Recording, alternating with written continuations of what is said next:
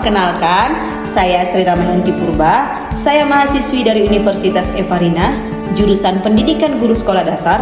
Sekarang saya di semester 5. Di sini saya akan menampilkan video tentang mereview buku.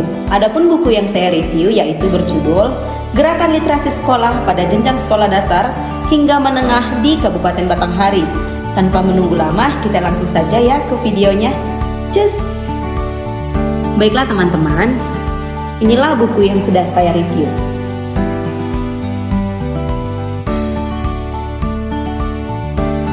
Buku ini berjudul Gerakan Literasi Sekolah pada Jenjang Sekolah Dasar dan Menengah di Kabupaten Batanghari.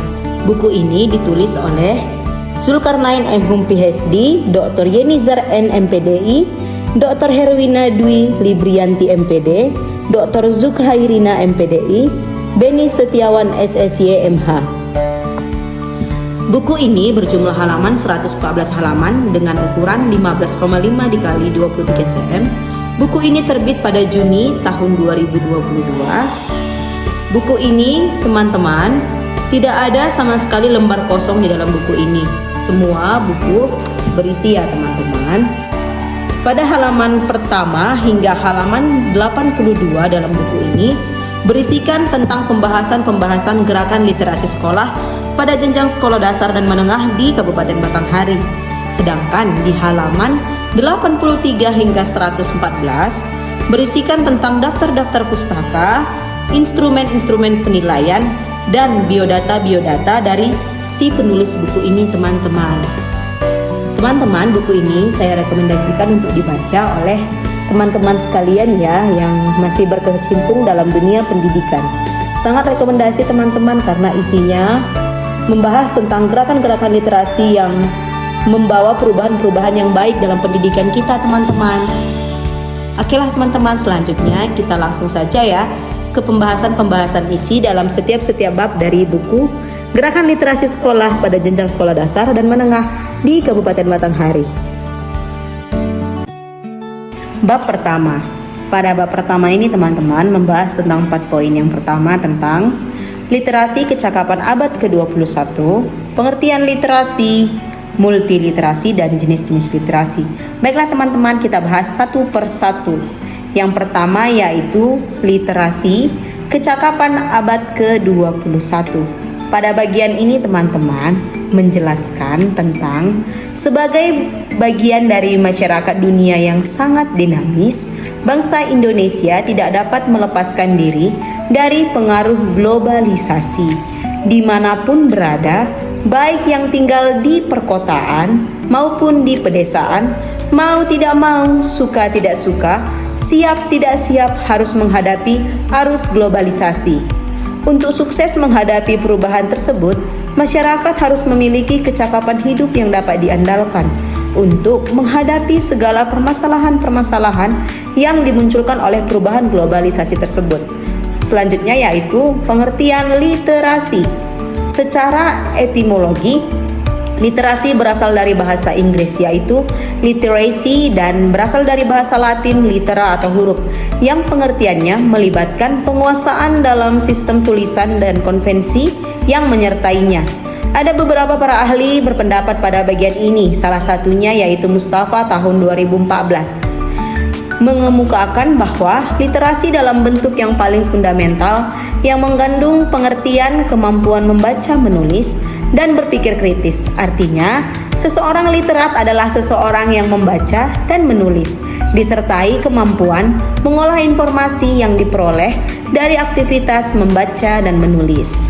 Selanjutnya yaitu multiliterasi. Multiliterasi adalah istilah yang mencerminkan pandangan bahwa ada banyak literasi yang berasal dari praktik komunikatif budaya yang beragam, di mana peran teknologi dalam literasi juga disertakan. Istilah literasi atau multiliterasi dicetuskan oleh New London Group atau NLG tahun 1996 yang berpendapat bahwa literasi itu banyak, contohnya literasi sains, literasi kritis, literasi visual, literasi komputer, dan ada banyak lagi. Selanjutnya teman-teman, jenis-jenis literasi. Literasi merupakan kecakapan komunikasi. Literasi terdiri atas beberapa jenis yaitu literasi baca tulis, adalah pengetahuan dan kecakapan untuk membaca, menulis, dan memahami informasi. Selanjutnya, literasi numerasi adalah pengetahuan, kecakapan untuk memperoleh, menginterpretasikan, menggunakan, dan mengkomunikasikan berbagai macam angka-angka dan simbol. Selanjutnya, literasi sains adalah pengetahuan dan kecakapan ilmiah untuk mampu mengidentifikasi, memperoleh pengetahuan-pengetahuan baru. Selanjutnya, literasi digital adalah pengetahuan dan kecakapan untuk menggunakan media digital atau alat-alat komunikasi lainnya. Selanjutnya, literasi finansial adalah kemampuan atau pengetahuan dan kecakapan untuk mengaplikasikan keputusan yang efektif dalam konteks-konteks finansial. Selanjutnya, literasi budaya dan kewarganegaraan adalah pengetahuan dan kecakapan dalam memahami dan bersikap terhadap kebudayaan-kebudayaan Indonesia sebagai identitas bangsa. Teman-teman, itulah isi dari pembahasan dari bab pertama. Selanjutnya kita akan lanjut ke pembahasan yang kedua atau bab kedua.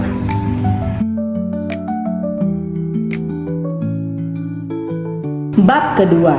Pada bab ini teman-teman membahas tentang perkembangan literasi di Indonesia. Oke, kita masuk ke pembahasannya. Perkembangan literasi di Indonesia.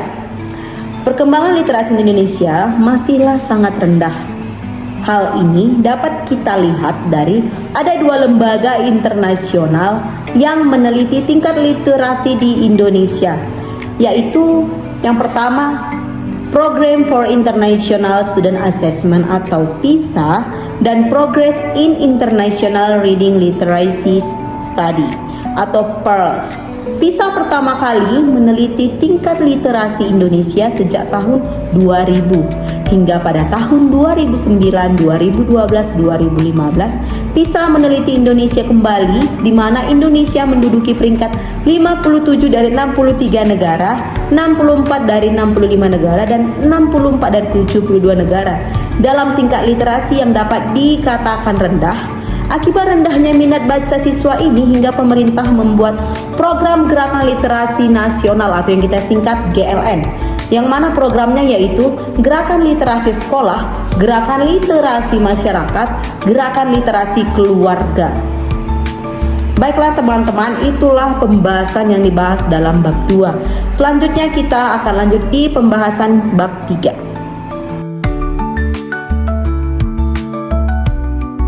Baiklah teman-teman, selanjutnya di bab 3. Pada bab ini kita membahas 4 poin penting. Yang pertama, literasi baca tulis di sekolah. Yang kedua, prinsip dasar pengembangan literasi baca tulis. Yang ketiga, literasi baca tulis di era digital. Yang keempat, kemampuan peserta didik pada abad ke-21. Kita bahas satu persatu ya teman-teman.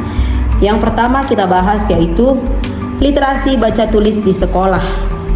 Pada bagian ini teman-teman dijelaskan bahwa membaca harus ditumbuh kembangkan di sekolah sejak dini, karena literasi membaca dan menulis merupakan fondasi awal dalam mempelajari literasi-literasi lainnya.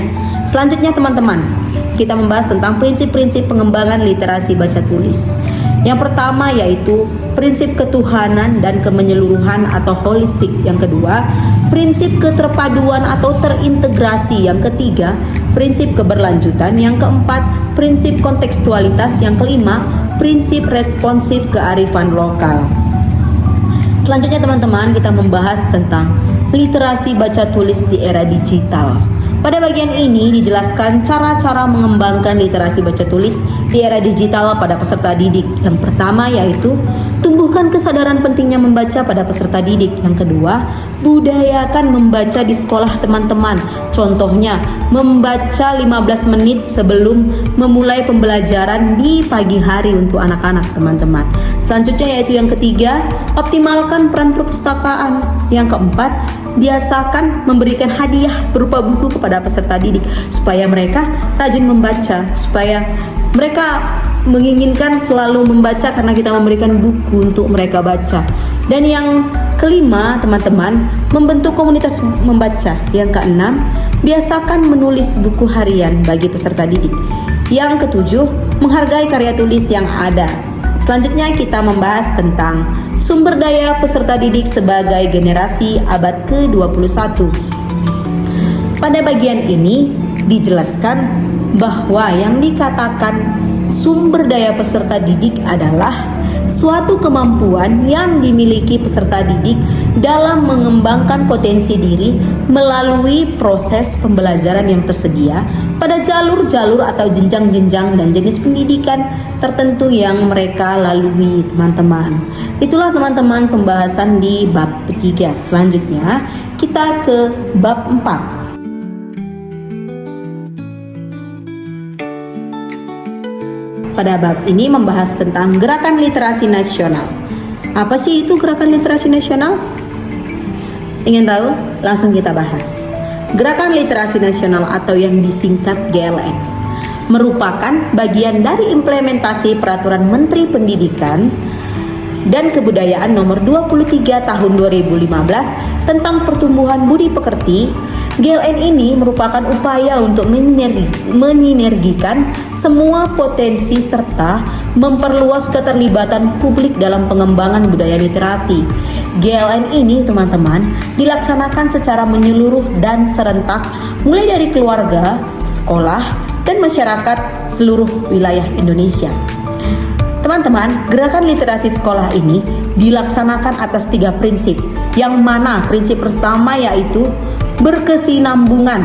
Sebagai suatu gerakan, literasi harus dilaksanakan secara terus-menerus dan berkesinambungan, tidak bergantung pada pergantian pemerintah, dan literasi harus selalu dikampanyekan di masyarakat, teman-teman, sehingga terbentuklah budaya-budaya literasi di masyarakat maupun di peserta didik. Yang kedua, terintegrasi. Apa terintegrasi? Yaitu pelaksanaan literasi harus terintegrasi dengan program yang dilaksanakan oleh Kementerian Pendidikan dan Kebudayaan dan termasuk non-pemerintah lainnya, teman-teman.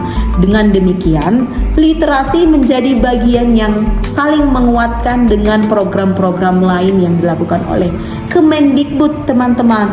Yang ketiga, teman-teman, melibatkan semua pemangku kepentingan. Maksudnya apa ya? Sebagai suatu gerakan, teman-teman, literasi harus memberikan kesempatan peluang untuk keterlibatan semua pemangku kepentingan. Literasi harus menjadi milik bersama, teman-teman, menyenangkan dan mudah dilaksanakan agar dapat berjalan dalam masyarakat maupun peserta didik, teman-teman.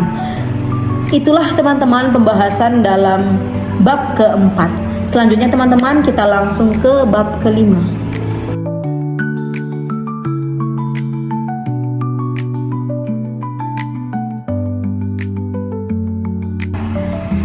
Bab 5. Pada bab ini, teman-teman, membahas tentang gerakan literasi sekolah. Apa sih itu gerakan literasi sekolah? Ayo kita bahas. Gerakan literasi sekolah merupakan upaya menyeluruh yang melibatkan semua warga sekolah, baik guru, peserta didik, orang tua atau wali murid, dan masyarakat sebagai bagian dari ekosistem pendidikan, sehingga membutuhkan dukungan-dukungan kolaboratif dari berbagai elemen, teman-teman. Menurut Ditjen Dikdasmen Kemendikbud 2016, gerakan literasi sekolah ini, teman-teman, terdiri atas beberapa tahap, yang mana tahap pertama yaitu disebut dengan tahap pembiasaan, yang biasa dilakukan dengan membaca dalam hati atau sustained silent reading. Yang kedua, teman-teman, tahap pengembangan minat baca untuk meningkatkan kemampuan literasi peserta didik. Yang ketiga, teman-teman, tahap pembelajaran berbasis literasi yang bertujuan mengembangkan kemampuan memahami teks dan mengaitkannya dengan pengalaman pribadi, berpikir kritis, dan mengolah kemampuan komunikasi secara kreatif melalui kegiatan menanggapi teks buku bacaan, pengayaan, dan buku-buku pelajaran lainnya, teman-teman. Selanjutnya, teman-teman, kita masuk ke bab 6. Tanpa menunggu lama, kita langsung saja ya, teman-teman.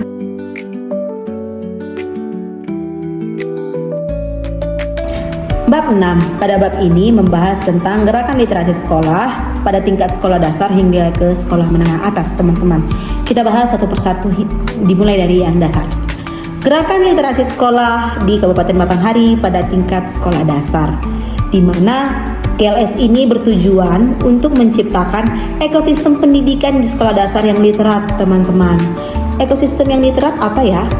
Ekosistem yang literat adalah yang pertama, menyenangkan dan ramah peserta didik. Yang kedua, semua warga menunjukkan empati, peduli, dan saling menghargai. Yang ketiga, menumbuhkan rasa ingin tahu, teman-teman. Yang keempat, warga mampu dalam cakap komunikasi. Dan yang kelima, mengakomodasikan warga sekolah dan lingkungan eksternal di sekolah dasar. GLS di SD ini, teman-teman, dilaksanakan dalam 3 tahap, yaitu yang pertama, tahap pembiasaan, pengembangan, dan pembelajaran. Pada bagian ini menjelaskan bahwa ada 5 sekolah dasar yang menjadi sasaran observasi pada penelitian ini, teman-teman. Yang dapat ditarik kesimpulannya dari kelima sekolah ini ialah gerakan literasi di setiap sekolah yang belum dilaksanakan secara terprogram, teman-teman. Namun, guru-guru telah mengintegrasikan kegiatan literasi pada komponen rencana pelaksanaan pembelajaran yang relevan dan kontekstual, metode pembelajaran, dan langkah-langkah pembelajarannya, teman-teman. Selanjutnya, teman-teman, gerakan literasi pada tingkat sekolah menengah pertama di Kabupaten Batanghari, yang mana tujuannya yaitu menumbuh kembangkan budi pekerti peserta didik melalui pembudayaan ekosistem gerakan literasi di sekolah yang diwujudkan agar peserta didik menjadi pembelajar sepanjang hayat, teman-teman. Dan tujuan khusus GLS ini di SMP, teman-teman, yang pertama, menumbuh kembangkan budaya literasi di sekolah. Yang kedua, meningkatkan kapasitas warga sekolah. Yang ketiga, menjadikan sekolah sebagai taman belajar. Yang keempat, menjaga keberlanjutan pembelajaran. GLS di SMP ini, teman-teman, terdiri atas 3 tahap sama dengan yang sekolah dasar tadi, teman-teman. Yang pertama yaitu pembiasaan, pengembangan, dan pembelajaran. Ada 6 sekolah menengah pertama yang menjadi sasaran observasi penelitian ini, teman-teman. Yang mana dapat ditarik kesimpulan yaitu GLS di SMP ini belum berjalan sebagaimana mestinya, teman-teman. Namun, guru telah mengintegrasikannya dalam 3 materi, yaitu materi pembelajaran, metode pembelajaran, dan langkah-langkah pembelajaran, teman-teman. Selanjutnya, teman-teman, gerakan literasi sekolah di sekolah menengah atas di Kabupaten Batanghari. Undang-Undang Dasar 1945 Pasal 31 Ayat 3 menyebutkan bahwa pemerintah mengusahakan dan menyelenggarakan satu sistem pendidikan nasional yang meningkatkan keimanan dan ketakwaan serta akhlak mulia dalam rangka mencerdaskan anak bangsa yang diatur dengan undang-undang. Dapat disimpulkan bahwa sekolah menengah atas merupakan bagian dari institusi yang melayani pendidikan itu sendiri, teman-teman. Sekolah menengah atas bertanggung jawab dalam mengembangkan program yang memfasilitasi lahirnya warga sekolah yang cerdas, spiritual, berintelektual, dan memiliki kontrol diri, teman-teman. Ada 6 sekolah menengah atas yang menjadi sasaran observasi dalam penelitian ini, teman-teman. Yang dapat ditarik kesimpulan dari ke-6 sekolah tersebut ialah banyak dari ke-6 sekolah tersebut yang belum melaksanakan gerakan literasi sekolah. Namun, sekolah sesungguhnya telah memiliki dan mengembangkan tradisi-tradisi unggulan atau kegiatan pembiasaan yang meningkatkan budaya literasi sekolah, teman-teman. Contohnya, yasinan, tahlilan, dan membaca surat-surat pendek yang dilaksanakan setiap hari Jumat dilakukan di pagi hari sebelum memulai mata pelajaran pertama, teman-teman. Dan dilaksanakan juga dalam proses-proses pembiasaan melalui kebudayaan-kebudayaan yang terjadi di lingkungan sekolah itu sendiri, teman-teman. Itulah, teman-teman, pembahasan yang dibahas dalam bab 6. Selanjutnya kita lanjut ke pembahasan di bab 7.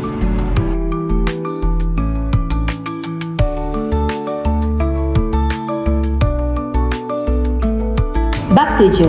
Pada bab ini, teman-teman, membahas 2 poin, yaitu kendala yang dihadapi dalam implementasi gerakan literasi sekolah di Kabupaten Batanghari dan dampak dari implementasi gerakan literasi sekolah di Kabupaten Batanghari tersebut. Kita bahas satu persatu ya, teman-teman. Kita bahas yang pertama dulu, yaitu kendala yang dihadapi dalam gerakan literasi di Kabupaten Batanghari. Kendalanya, teman-teman, terdiri atas 2 faktor, yaitu faktor internal dan eksternal. Faktor internal yang pertama yaitu peserta didik.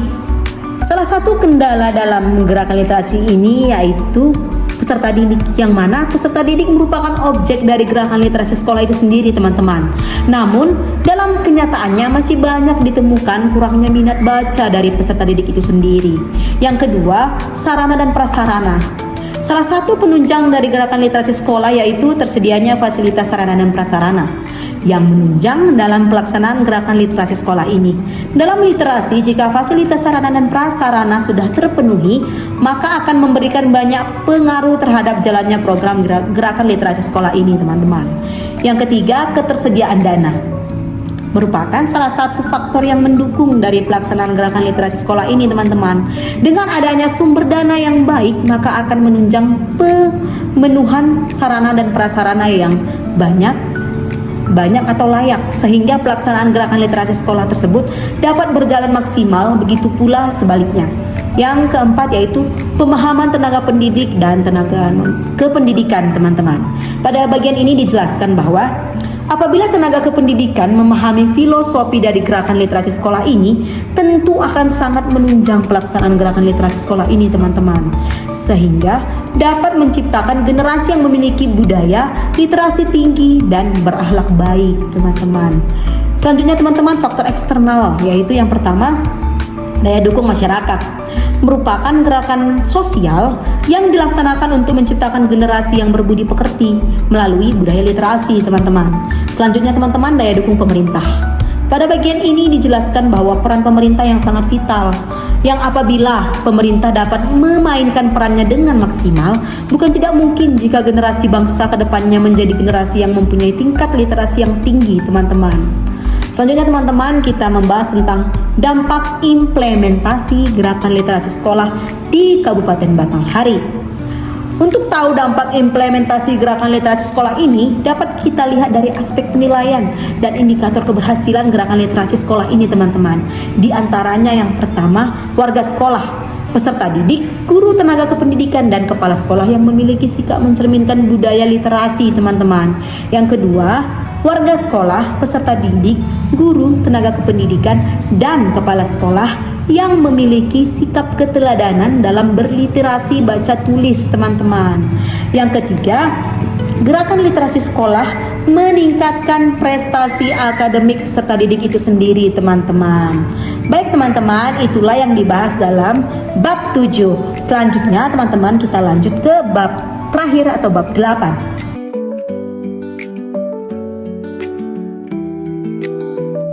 Baiklah, teman-teman, setelah tadi saya membahas tentang bab 1, bab 2, bab 3, bab 4, bab 5, bab 6, bab 7, dan sekarang saya akan membahas tentang isi dari bab 8, yang mana pada bab ini menjelaskan tentang problematika gerakan literasi sekolah di Kabupaten Batanghari, di mana program gerakan literasi sekolah telah dilakukan dengan baik di suatu sekolah, tentunya akan berdampak baik terhadap peningkatan minat baca dan prestasi peserta didik, teman-teman. Seperti penanaman pembiasaan yang dilakukan setiap pagi di tiap-tiap sekolah sebelum memulai pembelajaran, peserta didik membaca buku non pembelajaran selama 10-15 menit, teman-teman. Buku yang ia minati, yang memungkinkan mereka akan mampu menulis kembali bacaan yang telah mereka baca sesuai pemahaman mereka, teman-teman. Selain itu, gerakan literasi ini juga membuat peserta didik dan guru akan aktif menghasilkan karya-karya tulis, dan akan terciptalah kebiasaan-kebiasaan membaca pada peserta didik maupun guru-gurunya, teman-teman. Nah, itulah, teman-teman, pembahasan yang dibahas di bab 8. Terakhir, kita akan membahas tentang kesimpulan atau akhir dari video ini, teman-teman.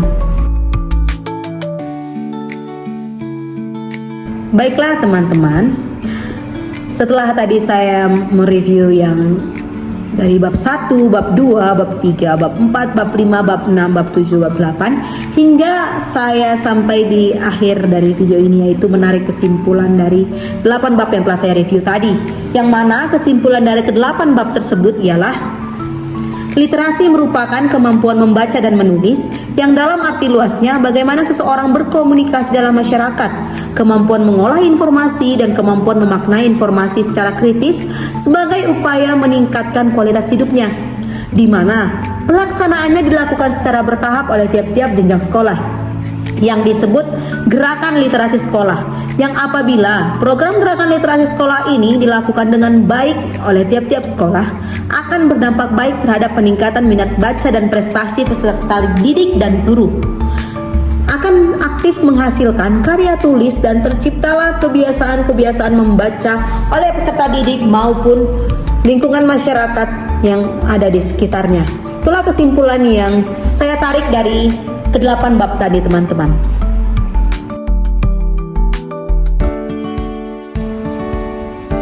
Baiklah teman-teman, setelah tadi saya menjelaskan isi buku yang telah saya review, di mana buku tersebut berjudul Gerakan Literasi Sekolah pada Jenjang Sekolah Dasar dan Menengah di Kabupaten Batanghari. Yang pertama, saya mengucapkan minta maaf kepada penulis buku yang telah saya review apabila ada kekurangan saat saya mereview ataupun dalam penyebutan kata, nama, atau tempat yang telah saya ucapkan. Saya memohon maaf kepada penulis, serta saya juga minta maaf kepada penonton dari video saya ini. Jika ada kesalahan kata yang saya ucapkan, saya minta maaf. Dan saya tidak lupa berterima kasih kepada teman-teman sekalian yang telah mengapresiasi saya dalam membuat video ini. Dan satu lagi teman-teman, saya merekomendasikan teman-teman sekalian untuk membaca buku ini, karena buku ini menurut saya sangat memantik saya untuk lebih belajar lagi tentang literasi atau gerakan-gerakan literasi di Indonesia ini, teman-teman. Karena buku ini sangat mengedukasi, isinya juga lengkap, teman-teman, di mana ada gerakan literasi sekolah dari maupun dasar hingga ke menengah atas. Untuk kita para jenjang mahasiswa ini baik untuk dibaca ya teman-teman. Dan teman-teman, saya ucapkan terima kasih dan jangan lupa like, subscribe, and share video saya ini teman-teman. Jika teman-teman rasa video saya ini sangat memotivasi teman-teman sekalian, terima kasih. Dan tidak ada kata terlambat untuk belajar teman-teman. Kita mulai dari sekarang. Long life education. Bye.